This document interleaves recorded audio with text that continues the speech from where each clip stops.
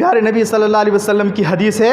आप सल्लल्लाहु अलैहि वसल्लम फरमाते हैं कि जिसने फजर की नमाज जमात के साथ पढ़ी और फिर उसी जगह बैठे रहा और अल्लाह का जिक्र करते रहा हत्ता तत्लुअ शम्स, यहाँ तक कि सूरज तुलू हो गया, और उसने 2 रकात पढ़ी, प्यारे नबी फरमाते हैं कि उसको हज और उम्रा के मुकम्मल सवाब होगा। और प्यारे नबी ने 3 मरतबा फरमाया कि हज और उम्रा का मुकम्मल मुकम्मल मुकम्मल सवाब उसे मिलेगा।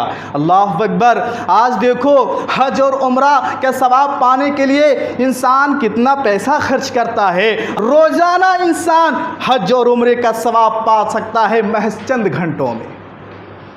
महज चंद घंटों में हज और उम्रा का सवाब इंसान रोज़ाना हासिल कर सकता है। फजर की नमाज जमात के साथ पढ़े, इसी जगह बैठे रहे, अल्लाह का जिक्र करे, सूरज तुलू हो जाए, 2 रकात नमाज पढ़ ले, हज और उम्रा का मुकम्मल सवाब मिलता है। अल्लाह अकबर।